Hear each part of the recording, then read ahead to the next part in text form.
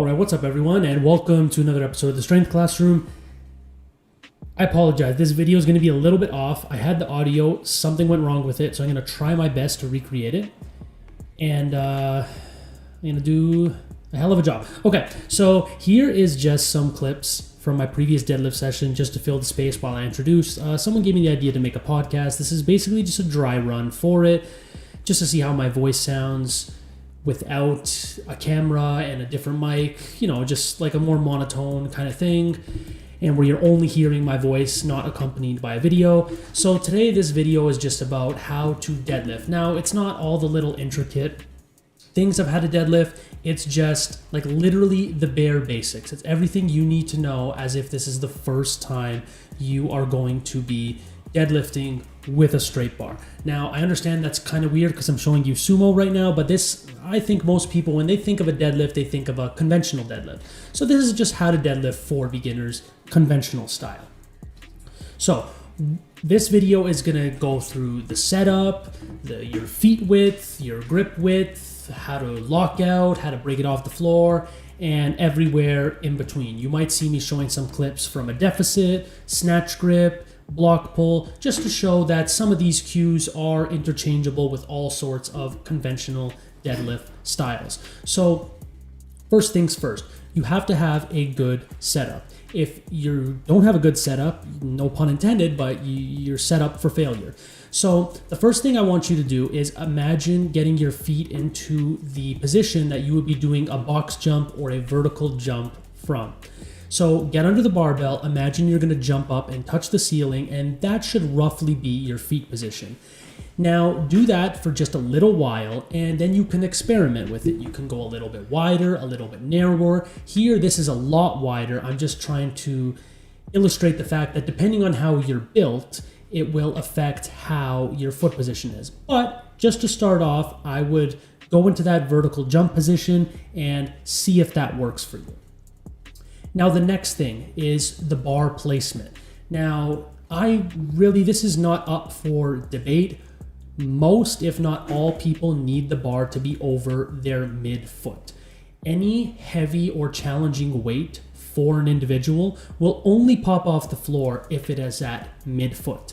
If the bar is too far out in front of you, that presents a set of problems. If the bar is too close to you or too close to your shins, that creates its own set of problems. So if it's too far away, it's going to look like a stiff leg, like I'm showing you right now.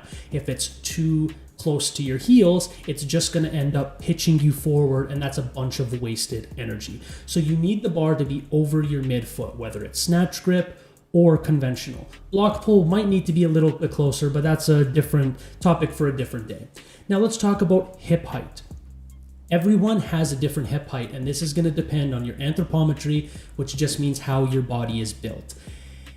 If you don't want your hips to be super high, and you don't want to try and squat the weight off the floor, you need to experiment and find your optimal hip height to a point where when you try to break the bar off the floor, your hips don't shoot up, or you're not using 90% of your strength coming from your back. You need to find that optimal hip height for you, and this is going to take some experimentation.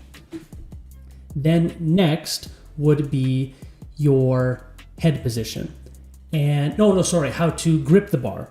Now, what I like to say is this is not so much the width or the narrow of your grip, it's just there's different ways to grip the bar. There's double overhand, meaning your knuckles are facing forward. There's over-under, meaning one bicep is facing forward and one is not. And then you can use straps, or you can do something called hook grip, which is basically you put your thumb underneath the bar and you use your body's natural straps, which are basically your thumbs. I would not suggest this for beginners because it hurts a hell of a lot. Now, the reason I'm showing you dumbbell curls right now is if you can only dumbbell curl 30 pounds, why do you think it's a good idea to have your biceps flexed during a deadlift? The answer, it is not. So you need to make sure both your arms are straight. Now, how do you do this? You make sure your triceps are flexed throughout the whole movement. This takes the tension off your biceps and will prevent a bicep tear,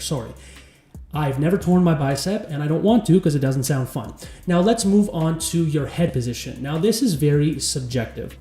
Some people say to look at the ceiling because you want to look up and that's where you're going with the bar. Some people say look down because it's a neutral spine. You're going to have to figure it out for yourself. I like looking slightly downward and to create tension or pack your neck, which creates a neutral spine. But what I suggest to most people that are just starting off is to just look forward because that's natural. And then you find what works for you from there. So just look forward at the wall in front of you and then move from there. Now let's talk about grip width. This is how wide you're gonna grip the bar. If you're just starting out, I suggest that wherever you've placed your feet to put your arms and so that your forearms are just slightly touching the outside of your legs.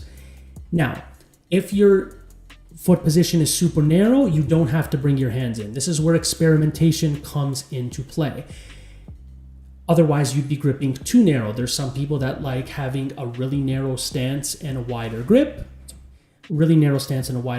or vice versa. They prefer to do sumo, which is a really wide stance and a narrow grip. Now, I don't suggest doing it this wide, like as a snatch grip deadlift, but hey, if that works for your body structure, run with it. I typically like to just do a moderate stance with my arms right out there, whether I'm using under, over, hook grip, or straps. That's just the way I like to pull. You find your way. Now that that's basically the whole setup, let's talk about what to do to break the bar off the floor. Now, what you want to do, you don't just want to yank the bar. You want to do what's called pulling the slack out of the bar. Now, you know you're doing this correctly if you feel the bar leave the floor with just 135 on the bar. So you really know you're doing it correctly if you're actually using an appreciable amount of weight and it actually leaves the floor like you see there.